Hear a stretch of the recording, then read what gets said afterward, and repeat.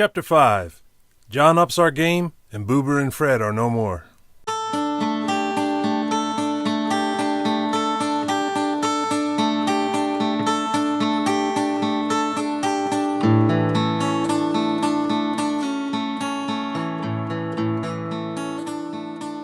John was a kid about my age from Glen Gardner, New Jersey, a town across the highway from Hampton. We first met at Voorhees High School. We had a friendly bond fairly instantaneously due to our mutual love of great musicians we were influenced by, like Hendrix, The Who, Zeppelin, and so on. John came from a musical family. His brother Adam played guitar too, and his dad had been a musician also. They had a music room in the upstairs of their house with drums and acoustic folk instruments. John was already an accomplished guitarist to some extent, and I had not quite broken out of the sold-out bedroom drums concert phase. In fact, my drums were still half toy, half real. I had a few hardware pieces and maybe a cymbal I had bought, but other than that, at the core, my set were toyish drums an aunt had found thrown out in the garbage and gave to me when I was about 10 or 11. They were toyish, but they were functional. I told John I had played the drums and tried to describe the level I was at. We decided it would be a good idea for him to stop over with his guitar, and we arranged a weekend to get together. John had his mom drive him to my place with his guitar so we could jam. It was new to me to jam. It's kind of like just getting together and playing whatever. Which is great and was always fun, but I knew I wanted to be a drummer in a huge rock band with real songs, a record deal, limos, planes, girls, money. But for now, John was the first real musician I had played with as a drummer. It was a big step up at the time. Until then, I had mostly just practiced by myself. I really didn't have any headphones, so I couldn't play to the radio or a cassette, so I always drummed along with my imagining a Kiss or a Van Halen song in my head up until that point. As a result, my technique and style were very limited. And I wasn't that great, but I knew I could keep decent time and play most of what I could hear, providing it wasn't too intricate. When John showed up, I went outside to help carry his gear out from his mom's car. It was a big day for me. I was impressed that he had a real Fender Stratocaster guitar. The headstock didn't say Hondo, it didn't say Harmony, it said Fender Stratocaster. It was black and it was in a real guitar case. He had a real amplifier also. I think it was a small Fender, maybe a Fender twin amp tube amplifier. Right off the bat, we jumped off with whatever he played and I drummed right with him. I wasn't a steady backbeat meat and potatoes drummer, but I followed and played to the guitar melody, more like a juvenile Keith Moon. We soon had two signature instrumentals, John's rendition of Ted Nugent's Stranglehold and Hendrix's Purple Haze. We would play the hell out of those two songs, just the guitar and the drums, making each jam seem like it lasted forever. Probably up to a half hour at a time, but I loved every minute of it. My bedroom was really small, and what limited space there was, I had my bed on one side and my brother's bed on the other, leaving the space in the middle for my drums, and I had to play sitting on a small chair with my back up against the wall. The couple few square feet left over, John had to squeeze into, along with his amplifier. A couple of friends would be around sometimes, squeeze in on the edge of a bed, and tell us how awesome we were. We loved hearing that. It was summer. It was hot and humid. No air conditioning and no fan, so we had to leave my bedroom window open. There was only one window, so no cross breeze either. I remember the neighbor's wife hanging clothes out to dry behind the house, and instead of complaining about the noise, she told me she was impressed. Hey, maybe we were on to something. Now by this time, my mother had moved us down the street, thankfully, to a small but a little better of a place to live, and Boober and I were now neighbors. Pretty convenient for us, being we were friends and counterparts in musical aspirations. Although he would piss me off when he always seemed to come out of his house with a toasted English muffin, absolutely drenched in butter, and it looked so good. Boober had just gotten a Stratocaster copy guitar, a Korean Hondo 2 Stratocaster copy, which played and felt extremely well in fact, but the cheap pickups were quite weak and it sounded weak. Boober also got a crate amplifier to go with it. Not a bad little amp, but a cheap brand. He took lessons about once a week down at the music shop on Route 31 and would come back to my house in my bedroom to try out a few things he had learned that week. He was learning some things, but after a while I started to pick up secondhand whatever he was taught and soon got better at the guitar as time passed. We then developed a pattern where we would talk about what songs he would ask the teacher to show him in advance. Then Boob would go to the lesson, have the songs written by the teacher in some kind of easy-to-understand guitar tablature. Then Boober would come home, show me the song, and I would learn to play it the best I could. In turn, Boober started to gravitate towards the drums as I was aspiring more and more to play the guitar. So we played like that for a little while, he on my drums and me on his guitar, and sometimes we would trade instruments during our jams. We came to a point where I eventually bought Boober's guitar and amp from him. I got the money from a job working for Boober's brother, cleaning up on a construction site. I never got rid of that guitar. Interestingly enough, it's been in my oldest son's possession for years, who's played the guitar since he was a little tot and has a collection of his own. My son dug the Hondo out of the parts pile a long time ago and resurrected it. It has been through a lot of changes, including being a near-perfect replica of Edward Van Halen's Frankenstein, and even re-restored back to its original state when Boober got it at about 1983. That guitar is about 35 years old now. Boober and I were two peas in a pod. We even came across a mentor of sorts who was a few years older than us, was a drummer in a real band, and let us tag along to the band's rehearsals sometimes in a trailer way out in the sticks. Boober and I were in awe of the real instruments, the amplifiers, and a real PA they sang through. We sat like good little kids and only talked between songs. I reached a point on the guitar where I thought I was able to try and mimic some of the things John played. As we would do from time to time, John slept over my house the night of our jam session. One morning I took out the Hondo guitar and showed John a couple of things I had picked up. After listening, he said, "You would be a much better guitar player if you knew some chords." Ah, really? Chords? Bring it on.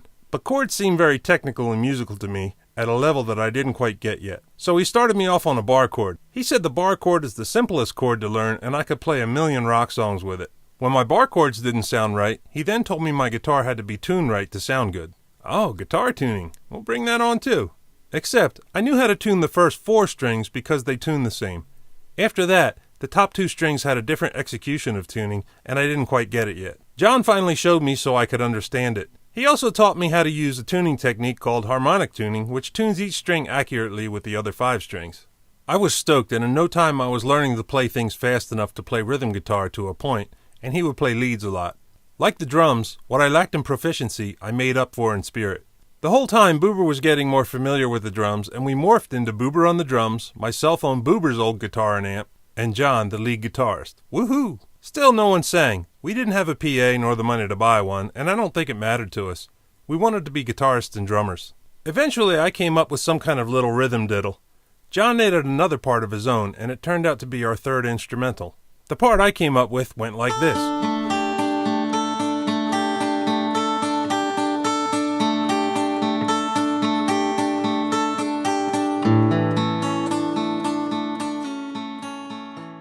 Then the part John added to it came in like this.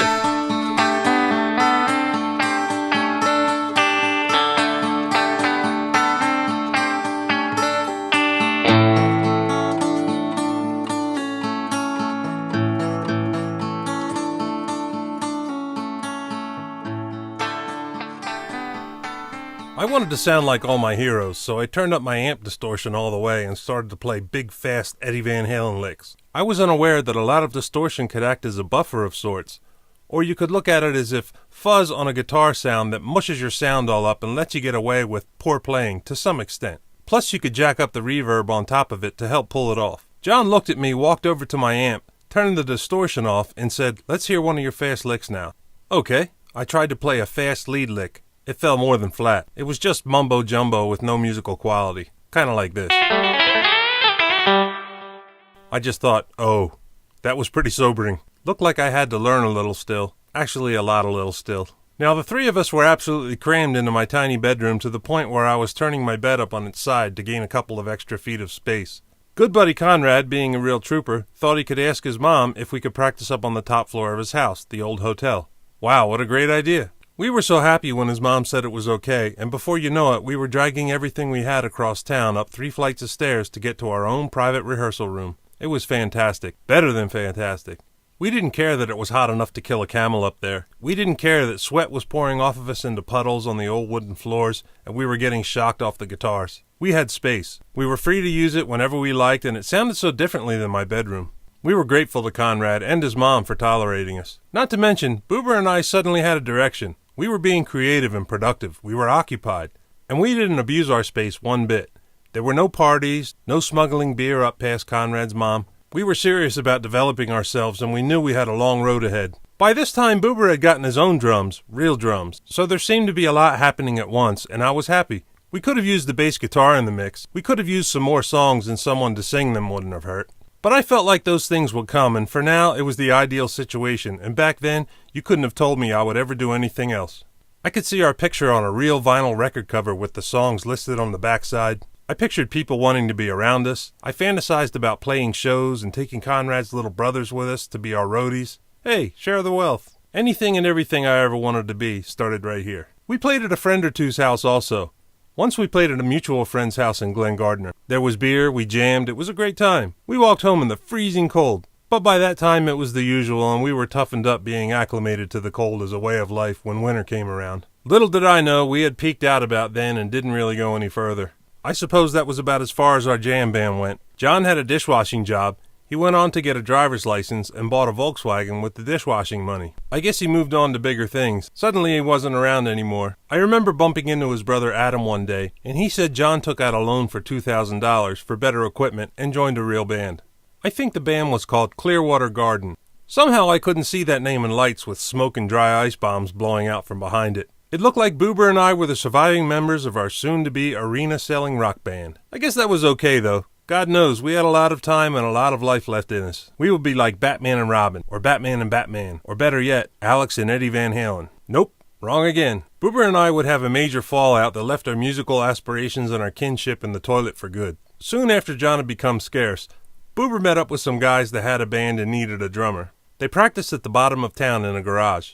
They all had teased-out, hair-sprayed long hair, typical of 80s hair bands. They had good equipment, a real PA system, and a singer. And they had original songs, good songs, that were complete. Boober took his drums down off the top floor and relocated to join them. I guess I couldn't blame Boober for joining up with them. Before very long, they had a show lined up at a high school somewhere in Warren County, New Jersey. Wow, like a real show. Boober and I were still friends, and I went to the show to cheer him on. It was a pretty good turnout, maybe 100 or so kids. Not bad for your first gig. But I couldn't help but watch from the audience thinking, yep, there goes Boober, there goes my drummer, without me. Being we were friends and had been for some time, we would hang out, and Boob would invite me to stop down and hang out while they rehearsed, so I did once in a while. One day when I had stopped down, Boober was late to practice, and instead of waiting on him, the band asked me if I could sit in on the drums until Boober showed up. I said sure, so I did. They played a song or two, and I played along with them. Boober showed up and walked in the door as the band was in the middle of a song. As the band stopped in the middle of the song, he walked over to his drums, with me behind them, not saying a word, grabbed his drumsticks, turned around, and steamed back out the door. I, like everyone else, just kind of stood there with my jaw open. Geez, I didn't think he would get mad, one of the guys said. Me neither. What the hell? I think I felt just kind of silly.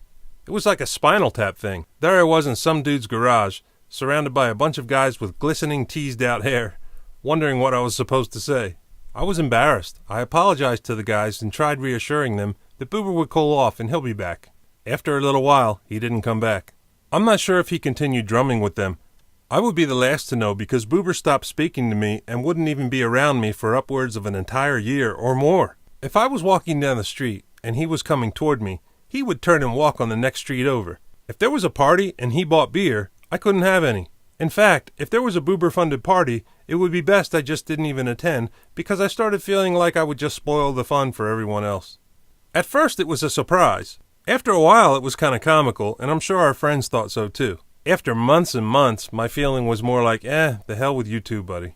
I didn't really have that bad a feeling for him or any serious ill will, but enough was enough. Good riddance, I suppose. Life goes on. And it was just kid stuff, but at the time it seemed serious. My stance was if he wants to drop this bullshit, then I guess we can hang out.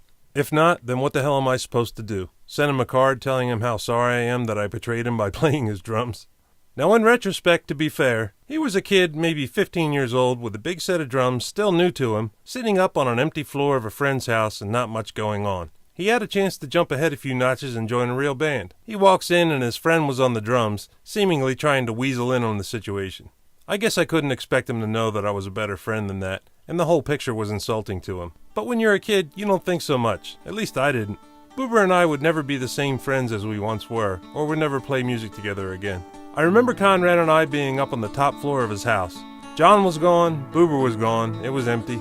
We were sitting there, hanging out, smoking cigarettes, listening to Van Halen's Jump on every station on the dial that just came out off of 1984. Ah well, business as usual.